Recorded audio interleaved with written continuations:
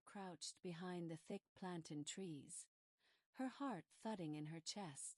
It had been 2 long hours since the market had gone silent, and still Mama Joyce sat in her restaurant, her face calm as if nothing was amiss. Ao was about to leave her hiding place when she saw something that would forever change her life. The dim glow from the restaurant's window revealed Mama Joyce standing up, calmly undressing herself in the middle of the kitchen. Ao's eyes widened. What is this woman doing? But what happened next sent chills down Ao's spine. Ao covered her mouth to stop herself from gasping. The shock pulsed through her body. How could this be happening? And why? The popular food that everyone loved so much.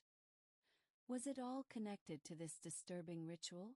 As she crouched lower in her hiding spot, one thing was certain. Nothing in the market square would ever be the same again. Mama Joyce had been a fixture in the market square for as long as anyone could remember. Her restaurant, Mama Joyce, was the pride of the community. Located in the heart of the bustling market, it was the go-to place for traders, school children, and workers. Everyone loved her food.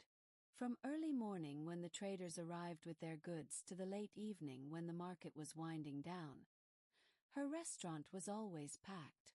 The children especially loved her famous Nigerian jollof rice. Whenever their mothers passed her restaurant, you could hear the little ones whining and pulling at their skirts, begging for a plate of the bright red, flavorful rice. The men, on the other hand, couldn't get enough of her irresistible goat meat pepper soup, especially the ones who worked hard at the market. They would sit proudly at her tables, chewing on the soft, spicy meat with satisfied smiles. And no matter what time of day it was, Mama Joyce was there, greeting her customers with a hearty laugh and a warm plate. Her food wasn't just tasty, it was legendary. People praised it all the time, claiming there was something special about her cooking. The flavors, the aroma. It was different from anything else you could find. For years, Mama Joyce had enjoyed a steady stream of loyal customers, but 2 years ago, something changed. Suddenly, her restaurant became the only place people wanted to eat.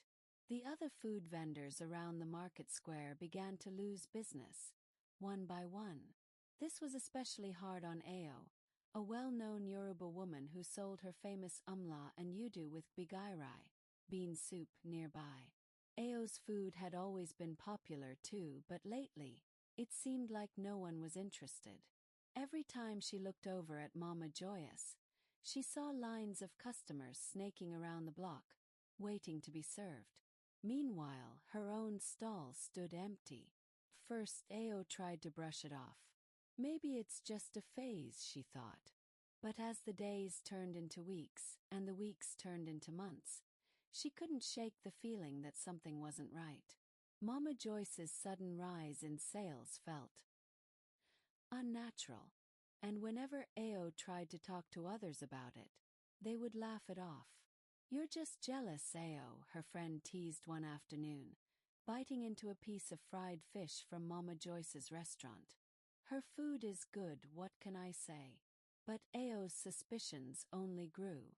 She noticed little things. No matter how late it was, Mama Joyce always stayed behind after everyone else had gone home. Even though she had plenty of hardworking salesgirls to help her run the place, she would always insist on locking up herself. Most business owners like to leave early, but not Mama Joyce. Why? One day Ao made up her mind. She was going to find out what was really going on. As the market closed, she pretended to leave with everyone else but quietly doubled back, hiding behind a patch of plantain trees near the back of Mama Joyce. The sun was setting, and the shadows grew longer as the market emptied out. Ao settled into her hiding spot and waited. Hours passed. It was almost dark, and still Mama Joyce remained inside. Ao's legs ached from crouching for so long, and she began to think maybe she had been wrong. But just as she was about to give up and leave, she heard movement. Peeking through the leaves, she saw Mama Joyce rise from her seat, slowly walking toward the kitchen area. Ao watched in disbelief as Mama Joyce, the cheerful, kind woman who everyone adored, began to undress in the middle of the kitchen. Confusion washed over Ao. What was she doing? Then, as if in a trance, Mama Joyce picked up a bucket of water, one of the very buckets used to wash the dishes and cook her meals, and began pouring it over herself, bathing in the restaurant's kitchen. Ao's heart raced. That water was the same water the customers would use to wash their hands, the same water used to prepare the meals people raved about. Ao's mind was spinning. Was this some kind of ritual? Was this the secret to her sudden success? She stayed frozen in place, not daring to make a sound, her heart pounding so loud she feared it would give her away. What she saw that night haunted her. The next day, Ao couldn't keep it to herself anymore. She went to the market square, her voice trembling as she told the other traders what she had witnessed. First, no one believed her. How could sweet Mama Joyce, the woman who fed everyone and always had a kind word, do such a thing? But as Ao described the details, the water, the way Mama Joyce had bathed in it, whispers started to spread. Doubt crept into people's minds, and then something strange happened. Mama Joyce, once vibrant and full of life, suddenly fell ill. Her body began to swell, and no doctor could explain what was happening to her.